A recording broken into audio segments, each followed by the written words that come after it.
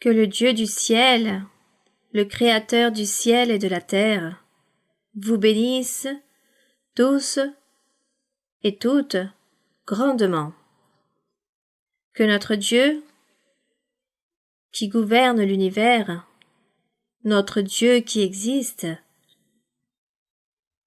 nous avons déjà de nombreuses démonstrations où nous ne pouvons pas douter de l'existence de notre Dieu.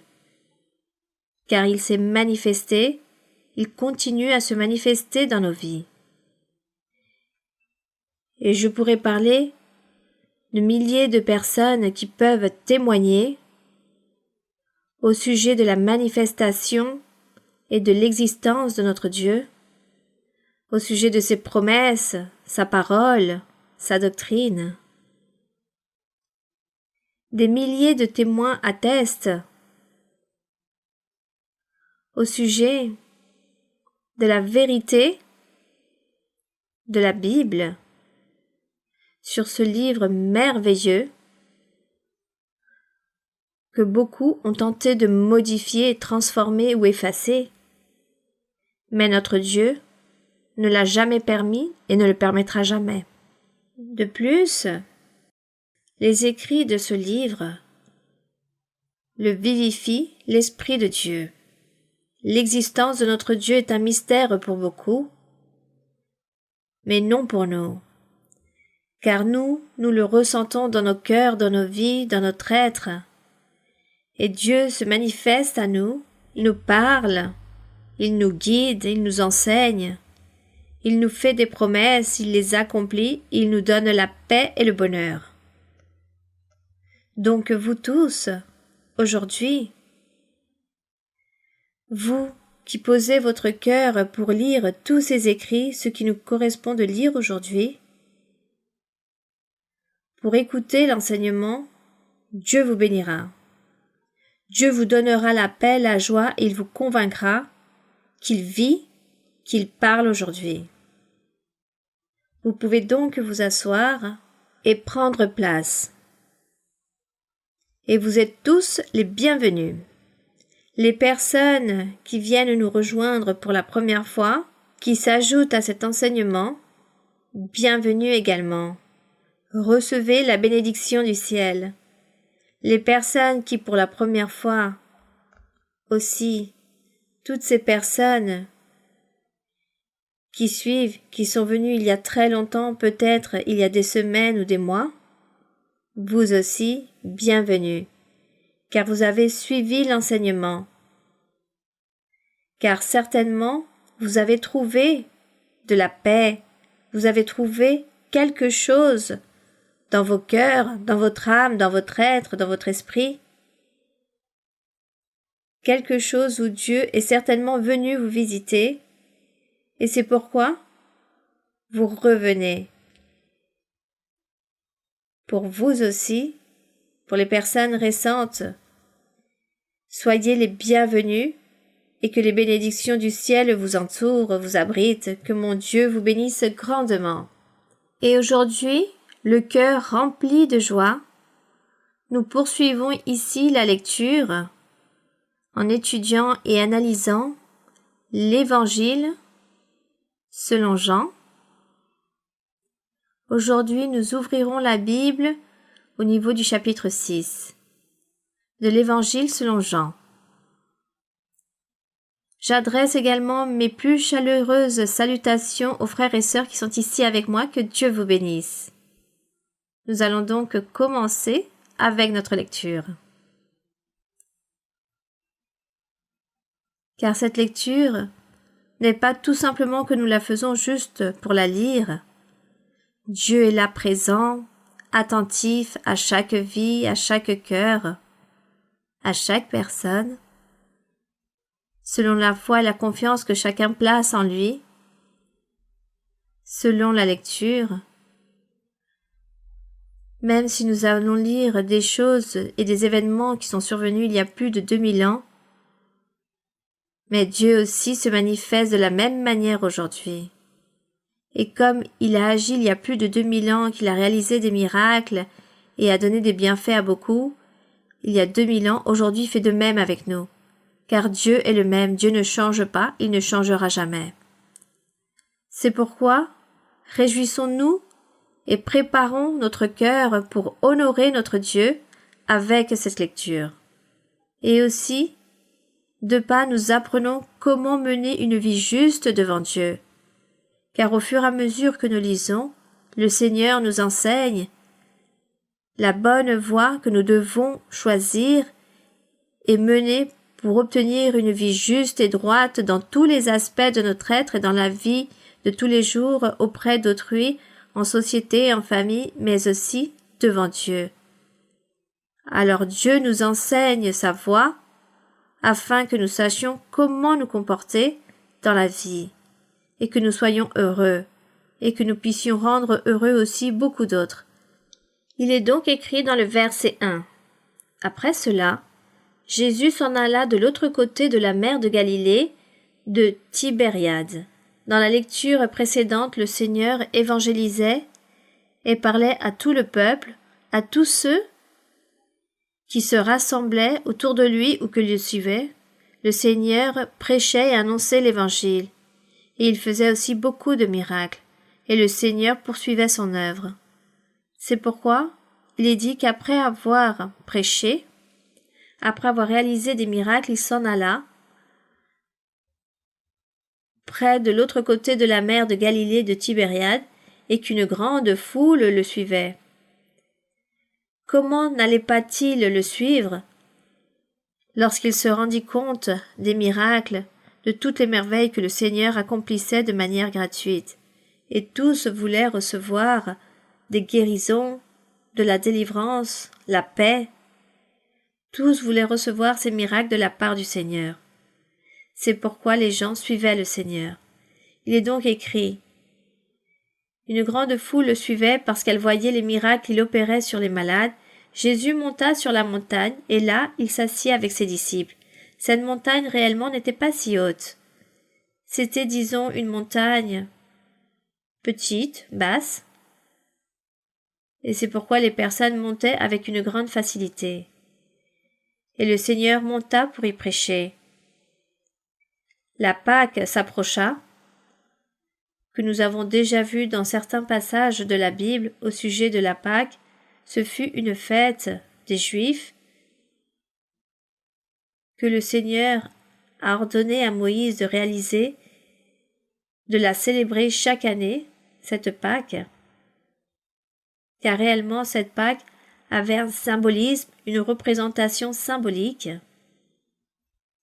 Lors de cette Pâque, un agneau était sacrifié, le meilleur du troupeau était sacrifié et par son sang, le sacrificateur expiait les péchés du peuple pour les racheter et pardonner les péchés. Mais le Seigneur, dans la représentation symbolique de cette Pâque qu'il a ordonnée chaque année, le Seigneur représentait le Seigneur Jésus-Christ comme agneau, comme cet agneau pasqual qui enlève les péchés du monde. Ce sont des choses que nous allons comprendre plus en avant, toutes ces représentations symboliques que Dieu a créées dans le temps ancien, au temps de Moïse, et qui représentaient un présent, disons-le ainsi, qui représentait le Seigneur Jésus. Il était cet agneau sacrifié chaque année. Il était la représentation. C'est pourquoi notre Seigneur Jésus-Christ, aujourd'hui, il continue de libérer, de pardonner des péchés en purifiant les cœurs des personnes et en conduisant chacun vers une vie meilleure. C'est pourquoi ici il est écrit au sujet de la fête de la Pâque, la fête des Juifs, elle s'approchait et lorsque Jésus leva les yeux et voyant qu'une grande foule venait à lui, Jésus dit à Philippe: « Où achèterons-nous des pains pour que ces gens aient à manger ?» Il disait cela pour l'éprouver, pour éprouver Philippe, pour voir quelle était la pensée de Philippe, qu'est-ce qu'il allait faire. Et Philippe lui répondit: « Les pains qu'on aurait pour 200 deniers ne suffiraient pas pour que chacun en reçût un peu. » Un de ses disciples, André, frère de Simon-Pierre, lui dit: « Il y a ici un jeune garçon qui a 5 pains d'orge et 2 poissons. Mais qu'est-ce que cela pour tant de gens ?» Jésus dit: « Fais-les asseoir. » Il y avait dans ce lieu beaucoup d'herbes. Ils s'assirent donc au nombre d'environ 5000 hommes. Pourquoi ici on parle d'hommes? Car généralement c'étaient les hommes qui se trouvaient à l'extérieur, dans les rues, qui faisaient du commerce, qui travaillaient, et les femmes restaient à la maison. Et les jeunes garçons étaient aussi avec leur père. C'est pourquoi on précise qu'il y avait environ 5000 hommes qui étaient présents et qui écoutaient, et très peu de femmes. Alors Jésus prit les pains, rendit grâce et les distribua à ceux qui étaient assis. Il leur donna de même des poissons, autant qu'ils en voulurent. Lorsqu'ils furent rassasiés, c'est-à-dire le Seigneur a pris, disons, tous ces poissons et ces pains, aussi peu qu'il y en avait, mais le Seigneur ici fit un miracle très grand, car au fur et à mesure qu'il distribuait, tout cela se multipliait, le pain et les poissons. Et tous ont été rassasiés, et le Seigneur leur a dit: « Maintenant ramassez les morceaux qui restent. » Et tous ramassèrent, et qu'ils remplirent 12 paniers avec les morceaux qui restèrent des 5 pains d'orge après que tous eurent mangé, c'est-à-dire un grand miracle que le Seigneur avait réalisé à ces moments-là. Et parfois les personnes diront: « Oui, quelle belle histoire! Et quel beau miracle le Seigneur a réalisé! » Il l'a fait, mais sachez aussi qu'aujourd'hui aussi, le Seigneur le répète plusieurs fois, non peut-être de la même façon, avec cette même grandeur, mais il a fait des grands miracles à beaucoup de familles, à beaucoup de personnes, n'ayant rien à manger, ont prié le Seigneur, et au moment où elles s'y attendaient le moins, un panier de nourriture se trouvait à leur porte, sans qu'elles sachent qui l'avait déposé, et la nourriture est apparue miraculeusement. Ces gens croyaient en l'existence de Dieu. Dieu existe. Car ce qu'il a fait il y a plus de 2000 ans, voyez que le Seigneur de nouveau le répète, de manière différente, dans des situations différentes. Il répète et accomplit ces grands miracles. Tout ce que le Seigneur veut, c'est que nous croyions en lui, que nous lui fassions confiance, que nous le respections, que nous chérissions sa parole, que nous apprécions à chaque fois que le Seigneur nous parle et nous fait des promesses lorsqu'il nous invite à le suivre. Nous devons honorer notre Dieu, toutes ces actions qu'il réalise dans nos vies, si nous voulons bien sûr réussir et faire la volonté de Dieu. Observons ces commandements. Et quelqu'un se demandera: comment est-ce accomplir les commandements? C'est très difficile. Mais si votre cœur est disposé, Dieu vous aidera à accomplir ces commandements, et Dieu ôtera vos faiblesses, vos erreurs, il enlèvera tout, et Dieu commencera à se manifester dans votre vie, en réalisant des miracles, des prodiges, non seulement en donnant des biens matériels, mais aussi en donnant les choses spirituelles, la paix qui est si précieuse, le bonheur. Car il y a beaucoup de personnes qui disent que le bonheur n'existe pas, et sûrement elles ont raison, mais Dieu vous donne le bonheur. Puis ici il est écrit que ces gens ayant vu le miracle que Jésus avait fait disaient: « Celui-ci est vraiment le prophète qui doit venir dans le monde. » Ils avaient lu dans les Écritures, dans le livre des prophètes, dans les livres des rois, dans le livre de Samuel, dans la loi de Moïse, ils avaient vu que Dieu allait envoyer un roi ou un véritable prophète, et ils l'attendaient. Lorsqu'ils virent le Seigneur accomplir ces miracles, ils dirent « Oui, c'est le prophète que Dieu a promis d'envoyer ». C'est juste qu'ils se trompaient car ils le voyaient juste comme un simple prophète, mais le Seigneur n'était pas qu'un simple prophète, il était le roi qui dès cet instant allait commencer à régner avec son Église, avec les serviteurs de Dieu, et son royaume n'est pas un royaume physique et matériel, mais un royaume spirituel. Puis il est écrit dans le verset 15. Jésus, sachant qu'ils allaient venir l'enlever pour le faire roi, se retira de nouveau sur la montagne lui seul. Car beaucoup de personnes voulaient donner au Seigneur ce titre de roi et faire qu'il soit le roi des Juifs. Ces rois qui ont existé physiquement dans l'ancien temps. Mais le royaume du Seigneur n'était pas de ce monde, c'est pourquoi il dit qu'il s'est enfui pour échapper de toutes les intentions peut-être bonnes de toutes ces personnes qui ont cru en lui. Puis, le soir fut venu. Ses disciples descendirent au bord de la mer, étant montés dans une barque, ils traversaient la mer pour se rendre à Capernaüm. Il faisait déjà nuit et Jésus ne les avait pas encore rejoints. Il soufflait un grand vent et la mer était agitée. Après avoir ramé environ 25 ou 30 stades, ils virent Jésus marchant sur la mer et s'approchant de la barque. Ils eurent peur, car à ce moment-là, ils ne se sont pas rendus compte que c'était le Seigneur qui marchait sur la mer, par-dessus de l'eau. Donc ils se remplirent de peur, car ils pensaient qu'ils voyaient une sorte de fantôme. Puis il leur dit « C'est moi, n'ayez pas peur !» Ils voulaient donc le prendre dans la barque, et aussitôt la barque aborda au lieu où ils allaient. Et le jour suivant, la foule qui était restée de l'autre côté de la mer avait remarqué qu'il ne se trouvait là qu'une seule barque et que Jésus n'était pas monté dans cette barque avec ses disciples, mais qu'ils étaient partis seuls. Mais d'autres barques étaient arrivées de Tibériade près du lieu où ils avaient mangé le pain après que le Seigneur eut rendu grâce. Les gens de la foule, ayant vu que ni Jésus ni les disciples n'étaient là, montèrent eux-mêmes dans ces barques et ils allèrent à Capernaüm à la recherche de Jésus. Les personnes partirent pour chercher le Seigneur, en quête de réconfort et des biens matériaux.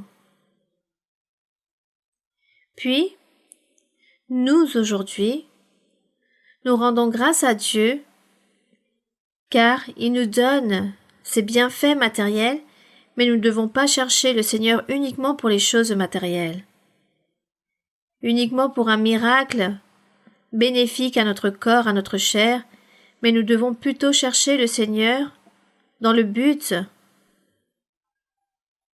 de l'honorer, de le chérir, de lui plaire, pour obtenir la vie éternelle, car les bénédictions matérielles viennent s'y ajouter. C'est pour cela que le Seigneur Jésus, à plusieurs reprises, a dit « Cherchez d'abord le royaume de Dieu, sa justice, et tout cela, les bénédictions matérielles, la nourriture, les vêtements, le logement, viendront s'y ajouter. » Mais toutes ces personnes du temps ancien cherchaient le Seigneur uniquement pour les choses matérielles. Mais nous, aujourd'hui, nous ne voulons pas être de même. Nous, aujourd'hui, nous voulons chercher notre Dieu afin qu'il nous comble d'une vie spirituelle abondante, qu'il nous donne un grand progrès spirituel et beaucoup de dons spirituels, que Dieu nous aide à mener une vie sainte et juste. Car les choses matérielles viennent s'y ajouter par-dessus, et nous voulons agir donc ainsi et nous demandons à Dieu qui nous aide à y parvenir. Verset 25, il est écrit « Et l'ayant trouvé au-delà de la mer, donc les personnes cherchèrent le Seigneur, et lorsqu'ils l'ont trouvé, ils ont dit « Rabbi, quand es-tu venu ici ?» Et Jésus leur répondit « en vérité, je vous le dis, vous me cherchez non parce que vous avez vu des miracles, mais parce que vous avez mangé des pains et que vous avez été rassasiés. Quelle tristesse, juste pour les choses matérielles. Le Seigneur dit donc « Travaillez !» Voici ce qu'il nous enseigne. « Travaillez non pour la nourriture qui périt. Et moi je dirais, Dieu nous enseigne, car Dieu étant le même hier et aujourd'hui, hier il a donné cet enseignement, mais nous aussi aujourd'hui nous l'apprenons comme si c'était aujourd'hui que le Saint-Esprit était en train de nous parler. Travaillez non pour la nourriture qui périt, mais pour celle qui subsiste pour la vie éternelle, et que le Fils de l'homme, donc le Seigneur Jésus-Christ, vous donnera. Car c'est lui que le Père, que Dieu a marqué de son sceau.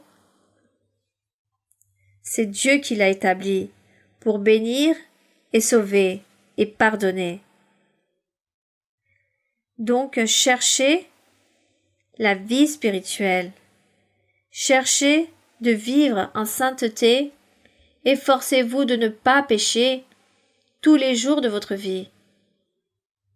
Gardez-vous de tout ressentiment, de la haine, de l'envie, des murmurations, des calomnies, des blasphèmes, des fraudes, de la tromperie, du mensonge, de vivre ou mener une vie désordonnée ou remplie d'idolâtrie.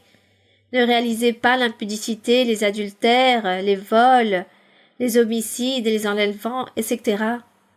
Le Seigneur dit, détournez-vous de toutes ces choses. Cherchez le royaume de Dieu et sa justice. Mais quelqu'un dira, combien c'est difficile de changer, c'est très difficile de sauter de toutes ces choses. Mais si vous vous disposez dans votre cœur de vouloir aimer Dieu, de le connaître, d'apprendre de lui, de vous laisser guider par lui, de prier et de lui demander en disant « Dieu, aide-moi, je veux te plaire, je veux mener une vie sainte, droite, juste. Je veux chercher une vie spirituelle. » Et chercher une vie spirituelle, c'est abandonner tous ces péchés que je viens d'énumérer. C'est mener une vie spirituelle auprès de Dieu. Et Dieu est celui qui nous aidera à changer et à nous ôter toutes ces choses. Dieu se chargera de nous libérer, de nous perfectionner. Mais pour cela, nous devons prendre cette résolution de vouloir réellement changer, de suivre Dieu, de nous disposer, nous adonner à lui, de vouloir faire sa volonté et nous soumettre à la puissance et à la miséricorde de Dieu. Donc ici, lorsque le Seigneur leur dit « Cherchez la vie éternelle », ils répondent « Que devons-nous faire pour faire les œuvres de Dieu ?» Jésus leur répondit « L'œuvre de Dieu, c'est que vous croyiez en celui, en ce Fils de Dieu, en ce prophète, en ce roi, que Dieu a envoyé afin qu'il vous prêche. Écoutez-le, croyez en lui, acceptez-le, et une fois que vous acceptez ce messager que Dieu a envoyé, alors ce messager vous aidera à changer de vie, vous vous détournerez du péché car il vous aidera. Et de ce fait, vous vivrez avec Dieu et un jour, vous jouirez de la vie éternelle. Alors, le peuple répond au Seigneur. « Quel miracle fais-tu donc ?» lui dirent-ils, afin que nous le voyions et que nous croyions en toi que tu es bien celui, cet envoyé de Dieu. Quel est le miracle? Voyez, ce peuple était très obstiné. Voyant les miracles, les prodiges, tout ce que le Seigneur faisait, cela n'était pas encore suffisant. Ils avaient un cœur endurci. Nous, prenons garde à l'endurcissement de notre cœur. Prenons garde à la rébellion. Soyons plutôt humbles et aimons notre Dieu avec tout notre cœur. Ne soyons pas obstinés et acceptons sa parole, son œuvre.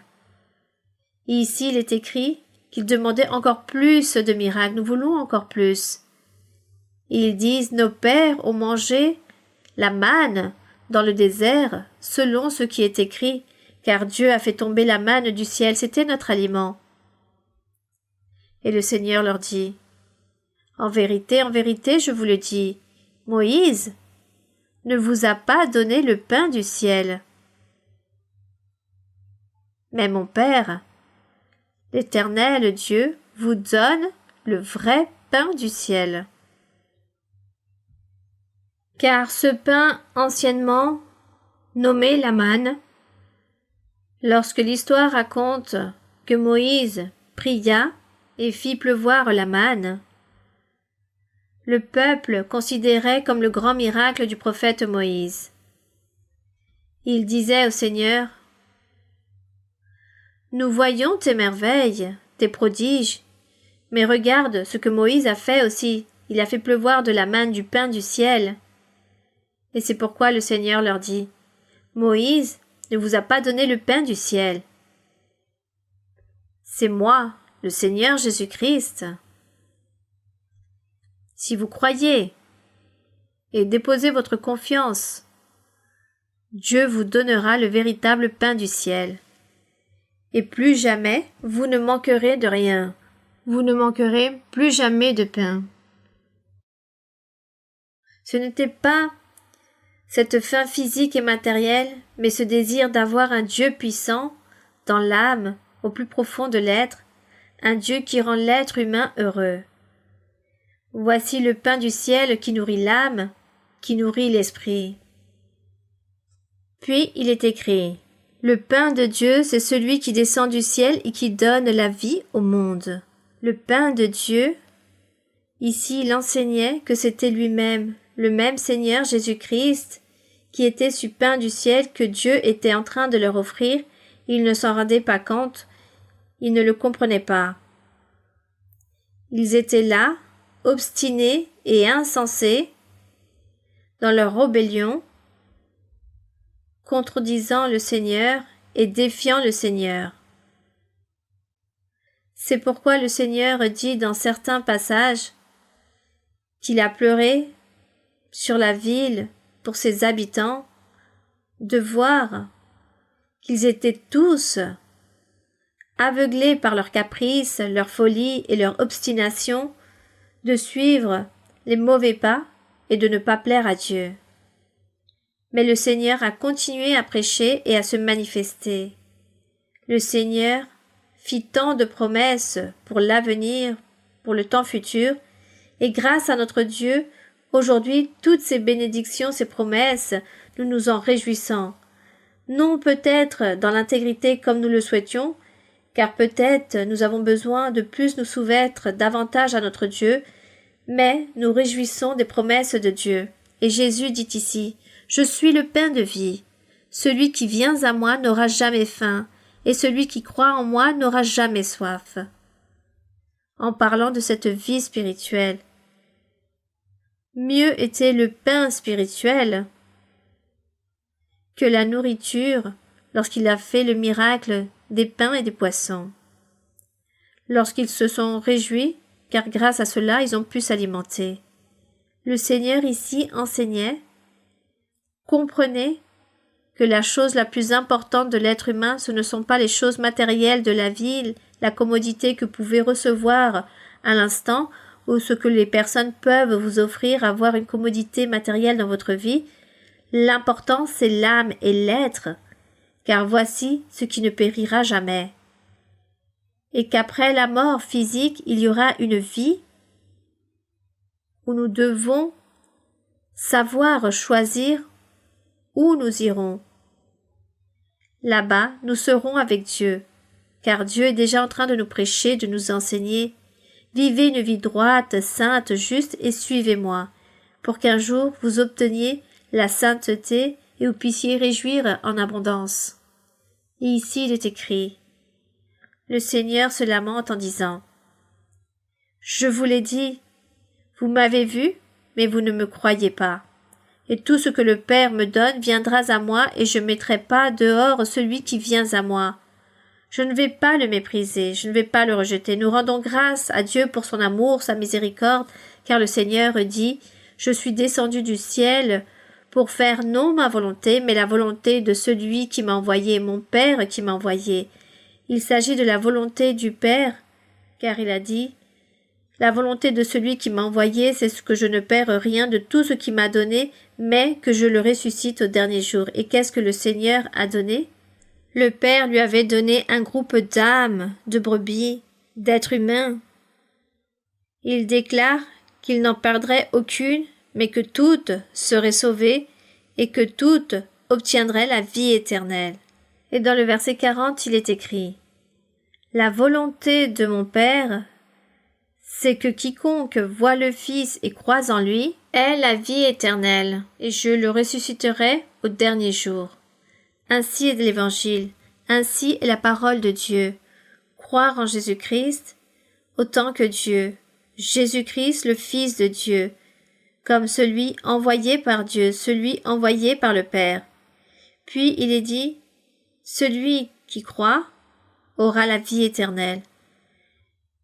Mais le sujet n'est pas juste de croire, mais aussi d'agir, de faire le bien, marcher dans la justice, en gardant les commandements du Seigneur. Ainsi est la manière de démontrer à Dieu que nous croyons en lui.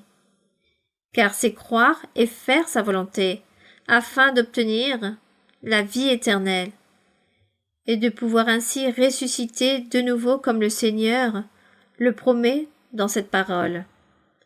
Puis il est écrit dans le verset 41, les Juifs commencèrent à murmurer à son sujet, parce qu'ils avaient dit, « Je suis le pain qui est descendu du ciel. » Ils disaient, « N'est-ce pas là Jésus le fils de Joseph, celui dont nous connaissons le père et la mère?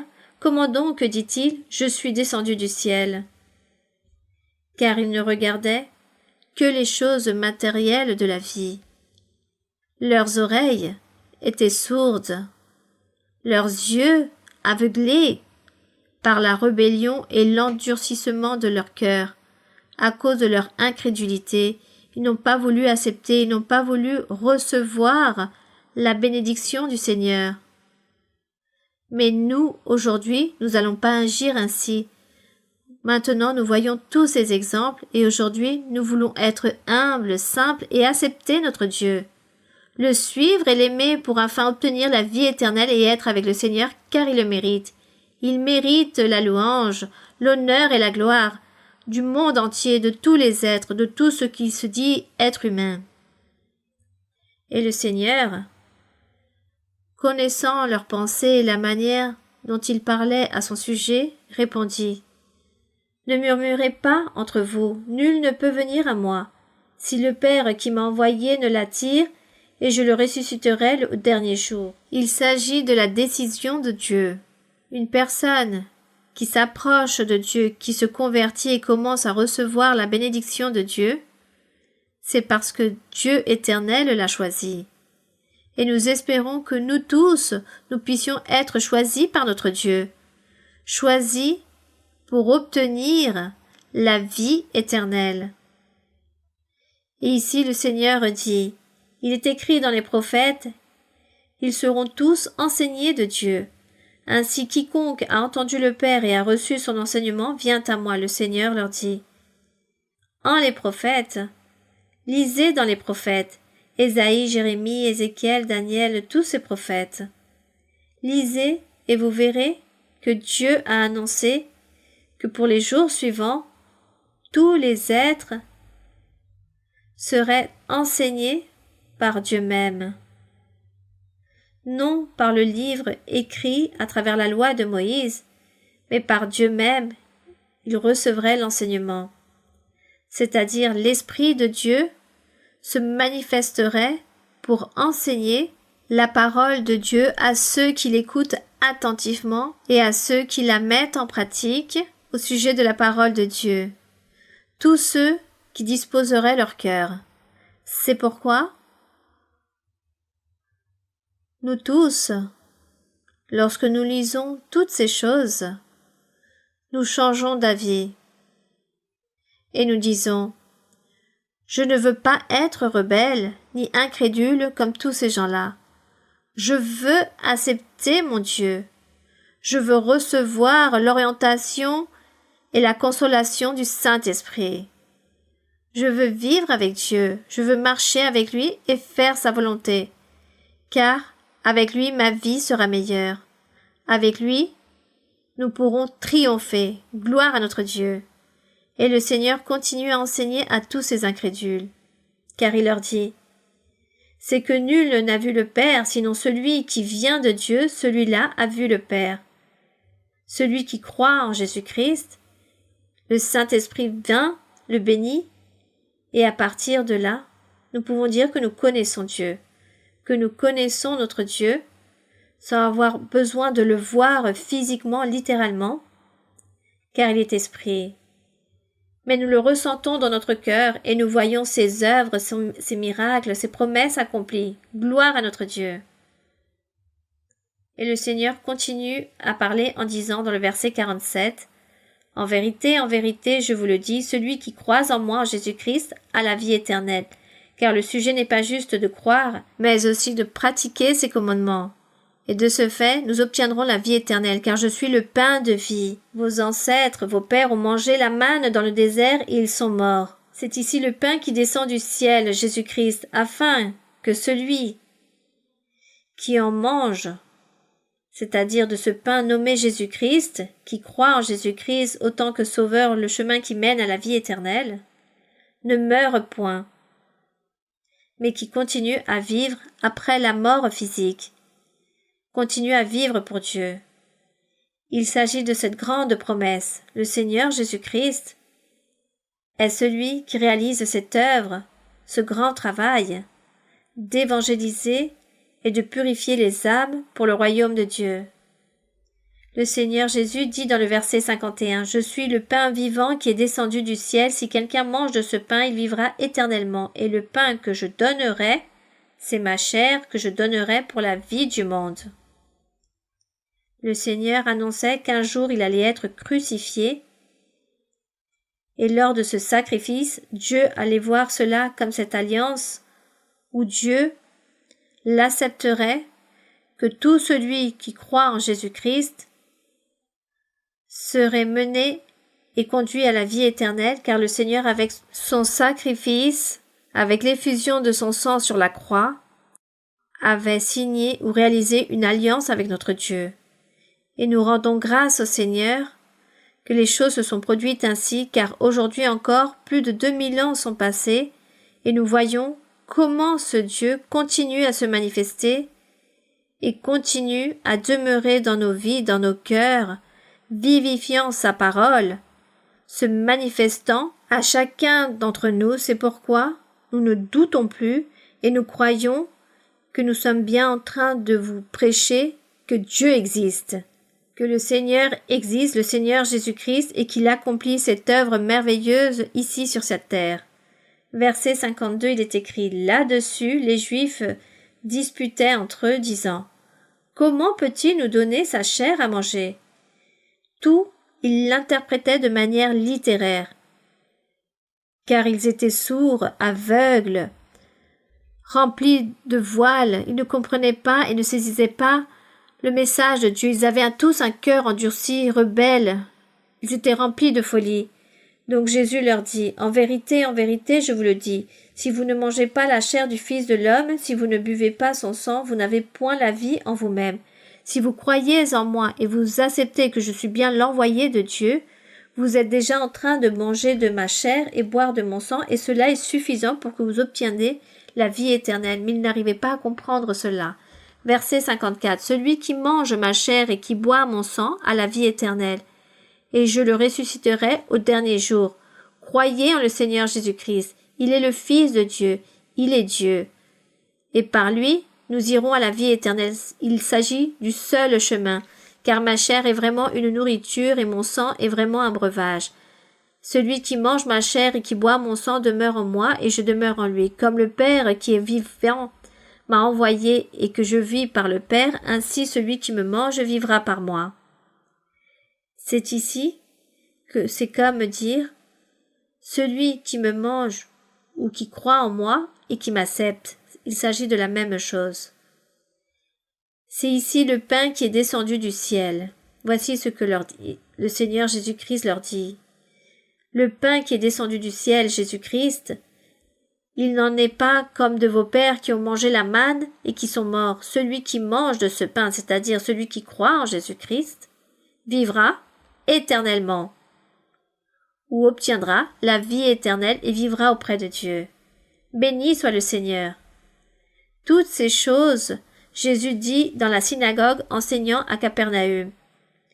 Plusieurs de ses disciples, après l'avoir entendu dire « Cette parole est dure, qui peut l'écouter ?» C'est très difficile, nous n'arrivons pas à comprendre.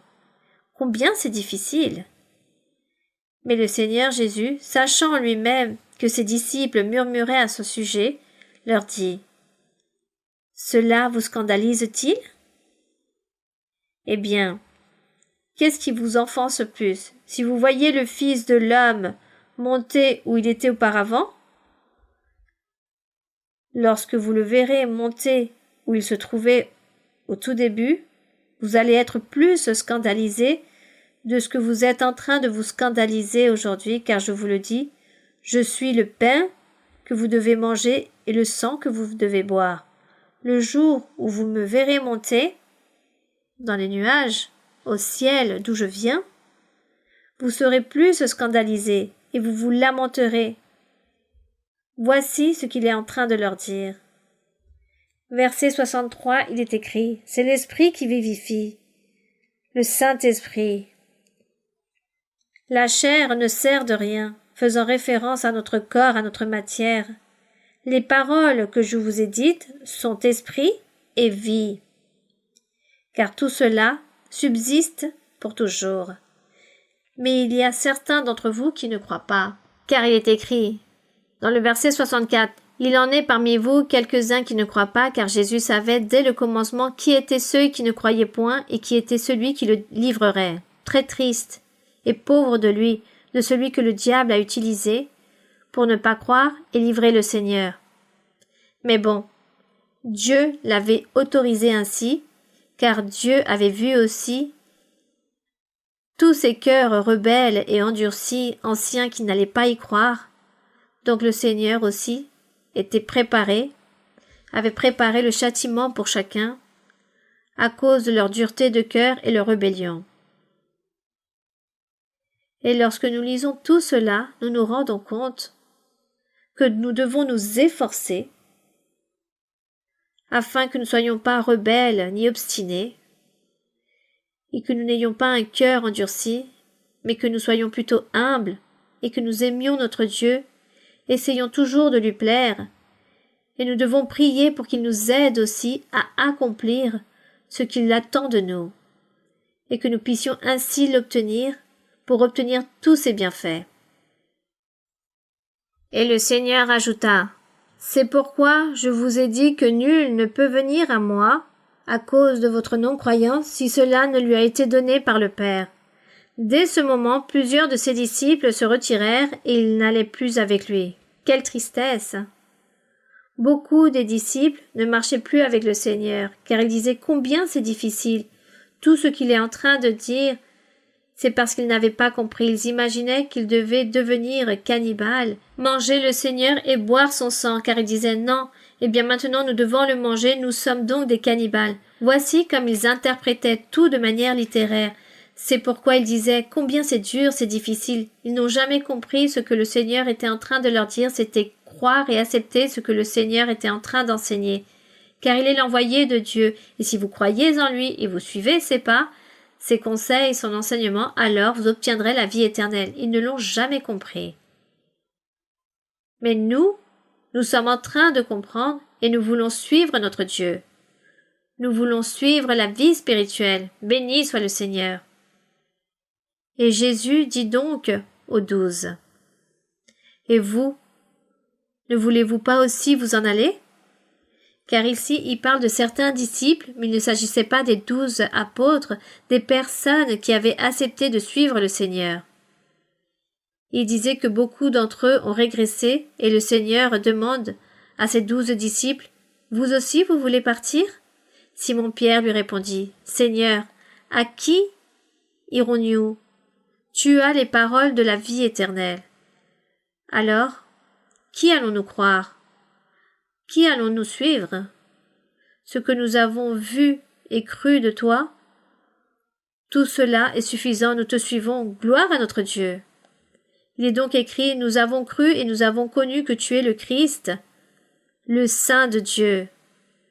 Verset 69. Lisez ce verset pour nous engager avec le Seigneur. Il est écrit, et nous avons cru et nous avons connu que tu es le Christ, le Saint de Dieu.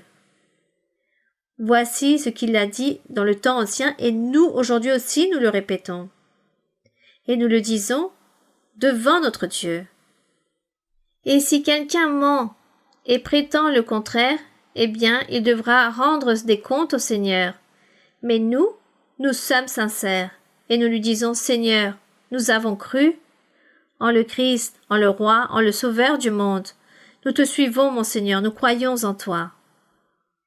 Et donc le Seigneur nous répondrait, comme il est écrit ici dans le verset 70, « N'est-ce pas moi qui vous ai choisi, vous les 12, et l'un de vous est un démon. Quelle tristesse! Dieu a dit, je vous ai choisi. Cependant, il y a un de vous qui est hypocrite, qui trahit. Son cœur est rempli d'ambition, de rébellion. Quelle tristesse! Que tout cela s'est produit ainsi, mais le Seigneur l'a permis. Notre Seigneur a permis toutes ces choses pour nous enseigner aujourd'hui qu'il est tout à fait possible que le diable vienne tromper un cœur parmi nous qui sommes en train de nous rassembler pour chercher Dieu, voulant suivre son chemin. Il est probable que le diable vienne tromper un cœur matérialiste et ambitieux, un cœur qui ne se répand pas, qui ne veut pas plaire, ni aimer Dieu, ni faire sa volonté. Alors Dieu le délaisse, et le diable vient et le détruit. Le Seigneur dit, « Il est probable que toutes ces choses se produisent. Vous devez donc rester ferme, vous devez être courageux, avoir la foi, la confiance, l'assurance en Dieu et persévérer. Ne vous laissez pas tromper par le diable, car il veut vous voler la bénédiction, comme il l'a fait avec Judas Iscariote. Que Dieu nous garde aujourd'hui, et que le diable ne vienne pas nous détruire, ni dérober les bénédictions du Seigneur. Car il est dit ici qu'à ce moment-là, il parlait de Judas Iscariote. Mais le Seigneur a permis que toutes ces choses se produisent pour nous enseigner que la vie continue, que le monde continue, et que notre Dieu est le même, mais qu'il existe un ennemi, et que cet adversaire profite lorsqu'il voit un cœur qui n'est pas sincère, lorsqu'il voit qu'il y a de l'hypocrisie dans ce cœur. Nous allons prier notre Dieu et nous allons demander au Seigneur qu'il nous aide, à chacun d'entre nous, d'être intelligent. À quoi sert l'intelligence? Pour comprendre la voie du Seigneur et suivre ses pas. Prions notre Père, rendons grâce à notre Père pour sa parole, pour toutes ses bénédictions, pour tout ce que le Seigneur a fait depuis le début et qu'il continue à les réaliser avec nous aujourd'hui. Il continuera à agir dans les jours suivants avec les futures générations. Nous allons donc rendre grâce à notre Dieu et nous allons prier notre Père aussi pour tous nos besoins, pour toutes nos demandes, pour tous les souhaits que nous portons dans notre cœur et pour les maladies aussi. Car, disons, c'est le point en commun qui fait souffrir, mais notre Dieu, il est notre médecin, notre médecine. Prions tout simplement le Seigneur avec beaucoup de sûreté, beaucoup de confiance, en étant confiants que le Seigneur va nous purifier, nous libérer, nous bénir, et qu'il fera que nous serons des personnes saintes et parfaites pour continuer à aller de l'avant dans ce chemin de la droiture, de la justice, et nous vivrons un jour avec le Seigneur là-bas dans l'éternité. Soyons confiants en cela et nous allons donc prier. Père Saint, Père Céleste, merci mon Père. Nous te rendons grâce, Seigneur, pour ton amour et ta miséricorde que tu as eu depuis le commencement, depuis que tu as créé le monde, depuis la création du premier homme. Dès lors, Seigneur, Tu as pris soin avec toutes tes créatures. Tu t'es inquiété pour eux.